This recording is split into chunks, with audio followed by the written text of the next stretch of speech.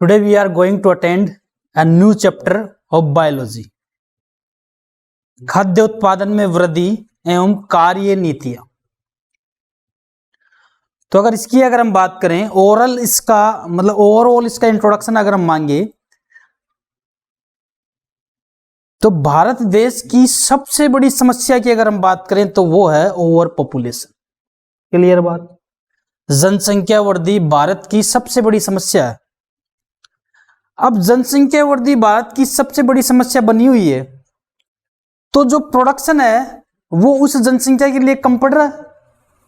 खाद्य उत्पादन, खाने की जो सामग्री है वो कम पड़ रही है। तो ये अगर कम पड़ रही है तो क्यों ना इनके प्रोडक्शन को बढ़ाया जाए और उसके लिए कोई स्ट्रेटजी तैयार की जाए। कार्य नीति को आप क्या कहोगे? एक प्लानिंग तैयार की जाए, एक स्ट्रेटजी तैयार की जाए। तो पशुपालन तो पहले से चलता हुआ आ रहा है। पशुपालन की अगर हम बात करें तो पहले से चलता हुआ आ रहा है। आज के और पहले के पशुपालन में क्या अंतर है? अगर आपसे कोई प्रश्न कर ले कि भाई आज के पशुपालन में और प्राचीन समय में जो पशुपालन होता था उसमें क्या अंतर है, तो बहुत सारे अंतर आ गए। कैसे अंतर? पहले के जो पशुपालन के अंदर जो पशुओं को पालते थे उनके पास पालने का सिर्फ एक ही तरीका था और कोई वैज्ञानिक विधि नहीं थी उनके पास। लेकिन आज जो पशुपालन किया जाता है ना, उसके अंदर वैज्ञानिक विधि अप्लाई की जाती है। जैसे संकरण, जेनेटिक रोगों का पता लगाना, आनुवंशिक विधि को अप्लाई करना, उनको पोषक तत्वों वाला खाना देना, उनके रहन सहन, उनमें होने वाली बीमारियों का पता होना और उन बीमारियों का टाइम पर इलाज कर देना। पहले ये सब कुछ नहीं था। अगर कोई पशु मर रहा है तो मर रहा है। किसी पशु के अंदर कोई महामारी आ गई और वो उस सभी पशुओं के अंदर अगर वो महामारी फैल रही है तो फैल रही है। लेकिन आज ऐसा नहीं होता। आप जानते हो, अगर आप मुर्गी पालन की अगर हम बात करें तो कुक्कुट पालन इसको कहते हैं। उसमें आप देखो इनके अंदर टीकाकरण भी होता है, समय समय पर इनको वैक्सीन भी दी जाती है। ठीक है, तो पशुओं के अंदर समय समय पर जो रोग है वो आते रहते हैं, लेकिन उनका समय पर उचित इलाज कर दिया जाता है। तो अगर हम देखें तो कार्य नीति हमारे पास बहुत इंपॉर्टेंट है। हमने स्ट्रेटेजी बना ली है, एक बहुत अच्छी स्ट्रेटेजी बना ली है कि हम अब जो पशु पालते हैं उनके लिए बहुत ज़्यादा प्लानिंग करते हैं और वैज्ञानिक विधि के तरीके हम पशुओं को पालते हैं। तो इस चैप्टर के अंतर्गत हम यही बातें पढ़ेंगे कि पशुपालन कैसे होता है, पशु को कैसे पाला जाता है। ठीक है, अगर पशुपालन की अगर हम बात करें तो पशुपालन क्या है? पशुओं को पालना ही पशुपालन है। क्या है? पशुओं को पालना ही पशुपालन। लेकिन आप इसमें एक बात और जोड़ दें कि मनुष्य के लाभ के लिए जब पशु, जिसको हम कहते हैं पशुधन, क्या कहते हैं? पशुधन पर अगर वो ध्यान देता है और उनको सुचारू रूप से पालता है तो वो पशुपालन है। इसके अंतर्गत आप जानते हो बहुत सारे पशु पाले जाते हैं। गाय, भैंस, बकरी, सुअर, घोड़ा, भेड़, बहुत सारे पक्षियों का भी पालन होता है, जैसे मुर्गी, बतख, टर्की, इनको भी पाला जाता है। ठीक है, इसके अलावा समुद्री जीवों का भी पालन होता है जिसको समुद्री खेती कहते हैं, जैसे झींगा है, प्रॉन है, केकड़ा है, मछली है। ठीक है, इनको भी पालने की एक तरीके से स्ट्रेटजी में आती है बात। ठीक है, तो अब इस चीज को हम एक तरीके से पढ़ेंगे और इसका सही तरीके से अगर हम समझते हैं, अगर इस चैप्टर को सही समझते हैं तो इसके जो बोर्ड एग्जाम में इसके जो प्रश्न आएंगे उनको हम अच्छे तरीके से हल कर सकते हैं, कोई हमें प्रॉब्लम नहीं आएगी। तो देखते हैं अपने चैप्टर को। ठीक है, देखो यहाँ पर पशुपालन की बात दे रखी है, स्टार्ट में पशुपालन की बात दे रखी है। कृषि विज्ञान की वह शाखा, देखो पशुपालन एग्रीकल्चर में ही आता है, आपको ये बात पता होना चाहिए। पशुपालन किस में आता है? एग्रीकल्चर में। कृषि विज्ञान की वह शाखा जिसमें मनुष्य द्वारा लाभ प्राप्ति के लिए पशुधन की उचित देखभाल एवं प्रबंधन। पशुधन में क्या आ गया? गाय, भैंस, बकरी, ये सारा पशुधन ही है। और उस पशुधन की उचित देखभाल करना, भाई पशु ऐसे ही थोड़ी पाले जाते हैं, उनकी केयरिंग करनी पड़ती है और उनका मैनेजमेंट होना। मैनेजमेंट नहीं है तो कैसे पालेंगे हम? 100 पशु है किसी के पास और वो उनको रखने की सही समुचित व्यवस्था नहीं करके बैठा है, तो ठंड के कारण, गर्मी के कारण पशु मर सकते हैं। उनको आहार के रूप में वो कोई पोषक तत्व नहीं दे रहा है, तो अगर दुधारू पशु को पोषक तत्व नहीं मिले तो आप जानते हो उनके दुग्ध उत्पादन में कमी आ जाती है। अरे दुधारू पशु को यदि खल है या अगर ये ज्वार बाजरा जो भी दिया जाता है, अगर उनको पोषक तत्व वाला खाना नहीं दिया गया तो उनके दुग्ध उत्पादन में कमी आ जाएगी। ठीक है। इसमें जंतु व्यवहार, जंतु आनुवंशिकी के उन गुणों का विकास किया जाता है जो मनुष्य के लिए लाभकारी है। यानी उनमें जंतु का व्यवहार और आनुवंशिकी के उन गुणों का विकास किया जाता है जो मनुष्य के लिए लाभकारी है। यानी जेनेटिक रूप से हम उनको सुधारते रहते हैं एक पीढ़ी से दूसरी पीढ़ी में। इसमें संकरण भी शामिल है, संकरण भी शामिल है नस्लों के अंदर या कोई दूसरी नस्ल के साथ। पशुपालन, पशु प्रजनन, पशुधन, पशुपालन, पशु प्रजनन, पशुधन वृद्धि की एक कृषि पद्धति है। अगर देखा जाए तो अगर कोई किसान है तो उसको इस बात का अच्छे से मालूम है कि उसको खेतों में फसलों के उत्पादन के साथ साथ इनका भी प्रोडक्शन जरूरी है, इनका भी प्रोडक्शन जरूरी है। पशुपालन का एक संबंध पशुधन जैसे गाय, भैंस, बकरी, सूअर, घोड़ा, ऊंट, भेड़ आदि के प्रजनन तथा उनकी देखभाल से होता है। पालने के साथ उनका प्रजनन भी होना चाहिए। प्रजनन नहीं हुआ तो पशुओं की पैदावार नहीं बढ़ेगी, पैदावार नहीं बढ़ी तो पशुधन का कोई मतलब। पशुधन का मतलब क्या होता है? अरे धन की अगर हम बात करें, धन की अगर हम बात करें तो जैसे आपको मैं एक अलग से एग्जांपल देता हूं। किसी व्यक्ति ने बैंक में पैसे जमा करवाए तो उसको उसका इंटरेस्ट मिलता रहता है, तो कोई पशु पालता है तो क्या उसको उसका इंटरेस्ट नहीं मिलता? एक तरीके से इंटरेस्ट ही मिल रहा है। पहले एक पशु के एक जो संतान उत्पत्ति एक होती है, फिर एक से दो बढ़ती जाती है, उसकी संख्या बढ़ती जाती है और एक पूरी तरीके से एक उसके पास कृषि पद्धति लागू हो जाती है एक पशुओं की भी, जिनमें इनका प्रोडक्शन जैसे जैसे बढ़ता है वैसे वैसे वो पैसे कमाता है। ठीक, तो इसलिए इसको पशुधन भी कह सकते हो। ये बात एनसीईआरटी से ली गई है इसलिए लिख दिया गया है यहाँ पे। पशुपालन में विस्तृत रूप से देखा जाए तो कुकुर मत्स्य पालन भी शामिल है। आप बोलोगे सर पशुपालन के अंदर क्या कुकुर मत्स्य यानी मुर्गी पालन और मछली पालन भी है क्या? बिल्कुल, ये भी पशुपालन के अंतर्गत ही आता है। मत्स्यिकी में मत्स्यों, मछलियों, मृदुकवची, मोलास्क, कुछ मोलास्क होते हैं जो जलीय जीव होते हैं, क्रस्टेरियाई जैसे प्रॉन है, क्रेब है, केकड़ा है, झींगा मछली है, ठीक है, इनका पालन पोषक, उनको पकड़ना, बेचना आदि शामिल है। किसके अंदर? पशुपालन में। किसके अंदर? उनका प्रोडक्शन करवाना, उनको पकड़ना, उनको बेचना। आप भी जानते हो अगर मछलियां पाली जाती है तो किस उद्देश्य से पाली जाती है? सिर्फ मांस के लिए। मुर्गी पाली जाती है तो किस उद्देश्य से पाली जाती है? मांस और अंडों के लिए। गाय, भैंस, बकरी यदि पाली जाती है तो किस उद्देश्य के लिए? दूध उत्पादन के लिए, यहां तक कि मांस उत्पादन के लिए भी। ठीक है। प्राचीन काल से मानव द्वारा मधुमक्खी, आप जानते हो मधुमक्खी पालन आज के स्तर में एक बड़ा पालन है, और मधुमक्खी पालन से शहद और मोम की प्राप्ति होती है। किसकी? शहद और मोम की, जिसका देखा जाए तो औद्योगिक स्तर पर बहुत अच्छे बढ़ते हुए लेवल से इसका इस्तेमाल किया जाता है। शहद मेडिसिन में भी यूज किया जाता है और सौंदर्य प्रसाधन सामग्रियों में भी यूज किया जाता है। मोम जो आप कैंडल यूज करते हो एक तरीके से मोम ही है। ठीक है।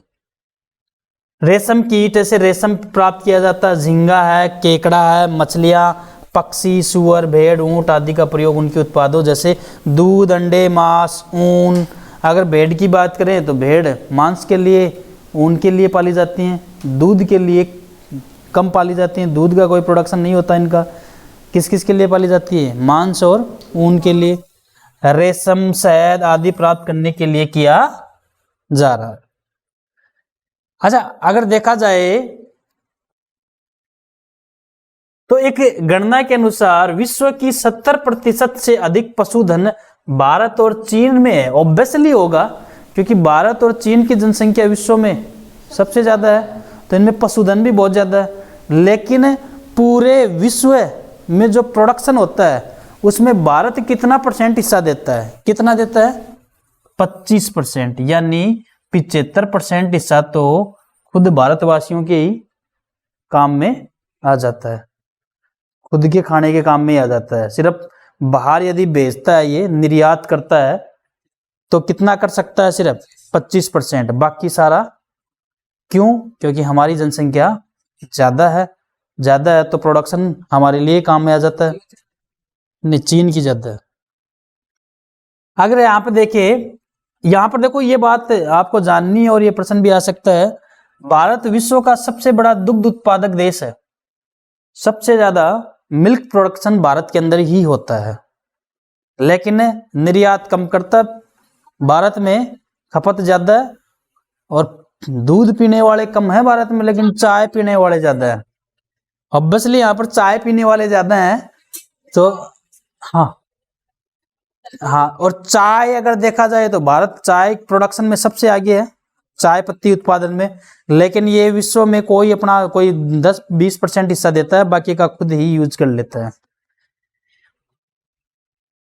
अच्छा, फार्म तथा फार्म पशुओं का प्रबंधन। देखो, फार्म और फार्म पशुओं के प्रबंधन की अगर हम बात करते हैं तो पहले आ रहा है आपका डेयरी फार्म प्रबंधन। किसकी बात करेंगे? डेयरी फार्म प्रबंधन। तो अब ऐसा कैंडिडेट कोई नहीं है जिसको ये नहीं पता कि डेयरी फार्म प्रबंधन में क्या पाला जाता है। भाई, डेयरी प्रोडक्ट्स, दूध है, मक्खन है, पनीर है, घी है, ये सारे किस में आ रहे हैं? डेयरी प्रोडक्ट्स में आ रहे हैं। तो इसके लिए वो क्या पालेगा? गाय, भैंस, बकरी। ठीक है, क्योंकि ज्यादातर देखा जाए तो सबसे ज्यादा क्वांटिटी दूध की भैंस से, गाय से और बकरी से प्राप्त की जाती है। यहां तक कि राजस्थान में ऊंट का दूध भी तेजी से प्रचलित हो रहा है। किसका? हाँ, ऊंट का दूध भी, फीमेल ऊंट का, ऊंटनी का, तेजी से प्रचलित हो रहा है। ठीक है, बड़े शौक से खाया जाता है। डेयरी फार्म प्रबंधन की अगर हम बात करें तो सामने देखिए, पूर्वोत्तर भारत के कई क्षेत्रों में याक के दूध का प्रयोग भी किया जाता है।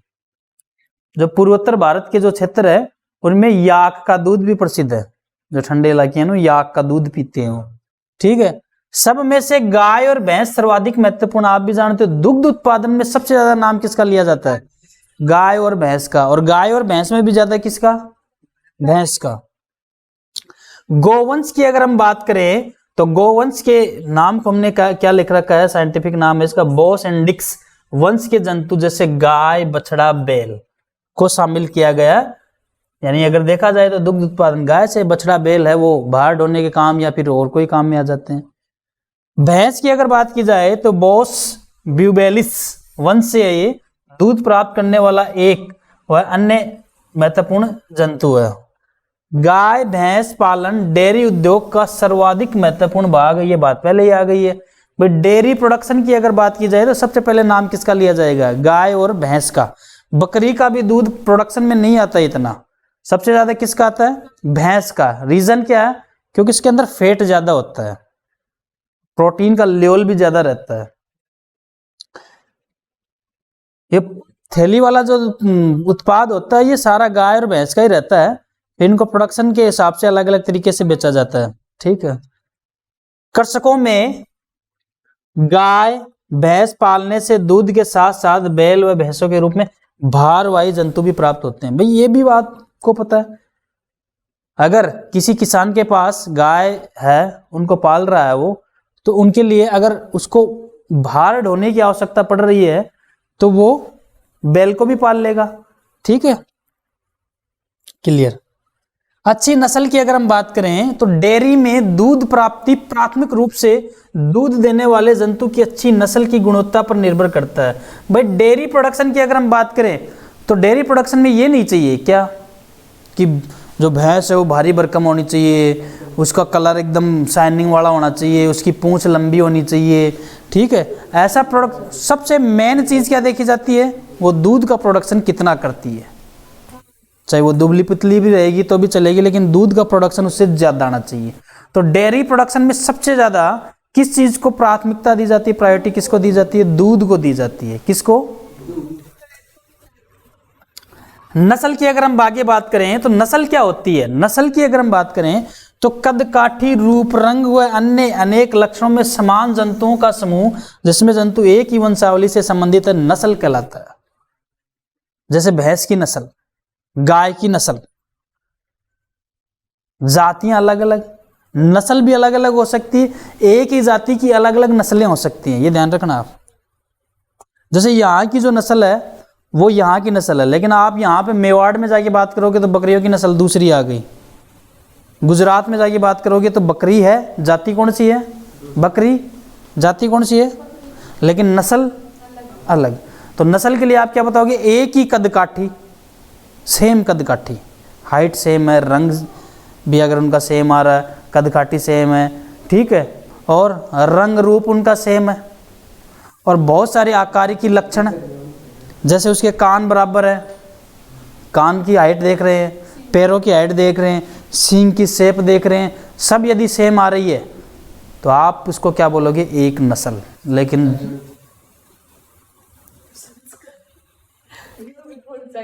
दुधारू पशुओं की नस्लें ये आपको रटना पड़ेगा थोड़ा सा। गाय में गिर गुजरात की है, साहिवाल, लाल सिंधी, देवकी। भारवाही पशु की नस्ल कांकरेज, थारपाकर, डांगी, नागेर, मालवी, हालीकर। भारवाही भार ढोने वाले।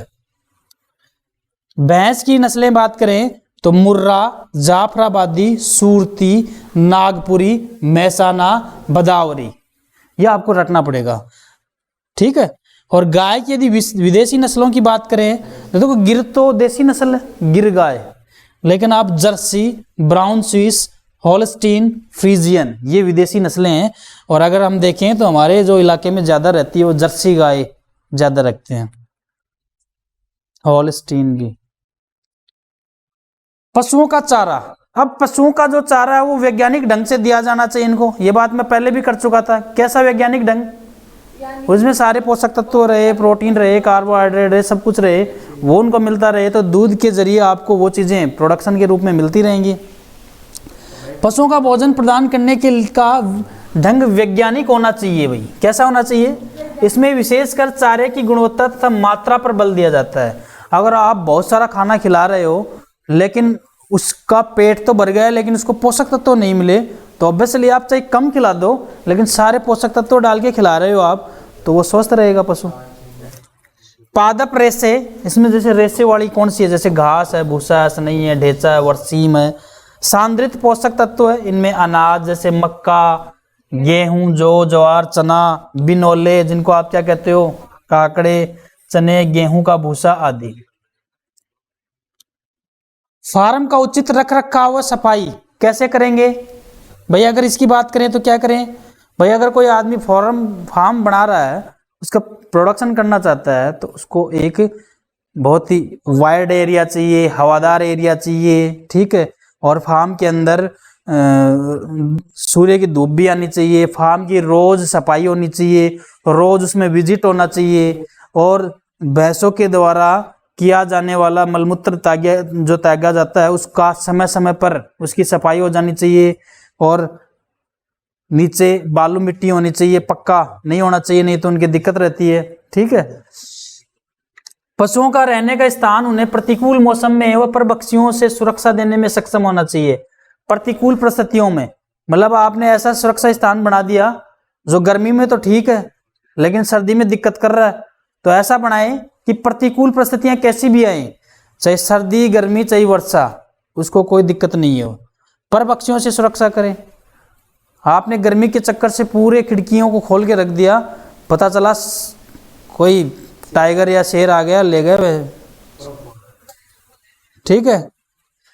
तो परपक्षियों से सुरक्षा भी होनी चाहिए। यह स्थान हवादार, पर्याप्त रूप से बड़ा, साफ सुथरा व ड्राई, इसमें पीने के पानी की उचित व्यवस्था होनी चाहिए, पानी की व्यवस्था वहीं रहे, बेटर है। पशुओं के आहार अपशिष्ट को बाहर निकालने की व्यवस्था भी होनी चाहिए। पशुओं के अपशिष्ट को पशु चिकित्सक द्वारा समय समय अंतराल पर इस पर विजिट होना चाहिए। जैसे हर महीने तो वो देख के आ ही जाए कि पशुओं के बीमारी कौन सी है, चल रही है नहीं चल रही है, वो देख के आए। दूध धोने वाले व्यक्ति की साफ सफाई व स्वास्थ्य का परम आवश्यक होना चाहिए। अब जो दूध निकालता है उसी के मान लो कोई बीमारी है तो वो तो ट्रांसफर कर रहा है, हो जाएगी ट्रांसफर होने में, क्या दिक्कत है। कुकुर फार्म प्रबंधन की अगर हम बात करें, मुर्गियों को पालने के लिए हम किस प्रकार का मैनेजमेंट करते हैं, तो देखो ये तो आपने देखा होगा पोल्ट्री फार्म कैसे होते हैं। पोल्ट्री फार्म की अगर हम बात करें तो एक बड़ा सा एक पूरा एक घर सा बना के रखते हैं और उसमें खिड़कियां रहती है, और दूसरी बात उनके अंदर पानी की समुचित व्यवस्था रहती है, और उनको जो चारा दिया जाता है वो भी उसी के अंदर समुचित व्यवस्था रखते हैं। ठीक है। पोल्ट्री या कुकुर उन घरेलूकृत पक्षियों का वर्ग है जिन्हें अंडे व किसके लिए पाला जाता है, मांस के लिए, मत लिख देना दूध के लिए। ठीक है, हाँ लिख रहा है एकदम से, मुर्गियों को पाला जाता है दूध के लिए। ठीक है। कुकुर पक्षियों में मूल रूप से मुर्गी बतख शामिल है, लेकिन कभी कभी टर्की व गिज भी शामिल कर लिए जाते हैं। गिज एक पक्षी होता है। पोल्ट्री फार्म में तीतर व बटेर को केवल मांस के लिए पाला जाता है। किसके लिए पाला जाता है, मांस के लिए। तीतर व बटेर को किसके लिए पाला जाता है, मांस के लिए। गिज एक पक्षी है, एक तरीके से थोड़ा बड़ा पक्षी आता है मुर्गी से। ठीक है। अंडे देने वाले पक्षी को लेयर, यानी उन मुर्गियों को क्या कहा जाता है जो अंडे ज्यादा प्रोडक्शन करती है, लेयर।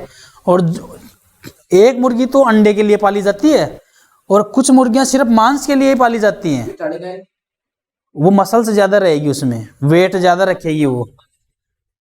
मांस देने वाले पक्षी को ब्रॉयलर कहते हैं। क्या कहते हैं, ब्रॉयलर। ठीक है। आगे अगर हम बात करें उन्नत नस्लें कौन सी हैं, असील यह आंध्र प्रदेश, कर्नाटक व उत्तर प्रदेश में पाया जाने वाले सबसे सामान्य कुकुर। असील वगैरह की तो फाइट वगैरह भी करवाते हैं ये लोग। ठीक है, मुर्गियों की फाइट होती है मुर्गियों की। अन्य प्रमुख देसी नस्ल बसारा, देसी नस्लें गागस, बर्मा आदि। प्रमुख विदेशी नस्लें Rhode Island Red, New Hampshire, Sussex, Australorp, Dorking, Minorca, White Leghorn. कौन कौन सी, ये विदेशी और देसी नस्लों के बारे में आपको याद रखना पड़ेगा।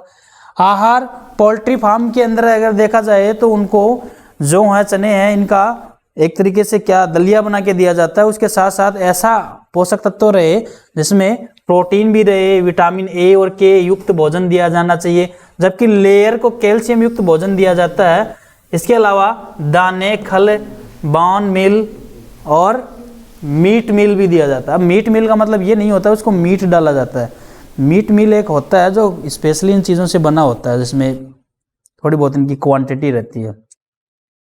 उचित सफाई व देखभाल की अगर हम बात करें तो पक्षियों का रहने का स्थान उन्हें प्रतिकूल मौसम में अपर पक्षियों से सुरक्षा देने वाला होना चाहिए। जैसे आपने डेयरी फार्म में बात की, यह स्थान हवादार, पर्याप्त रूप से बड़ा, साफ सुथरा और ड्राई रहना चाहिए। क्लियर।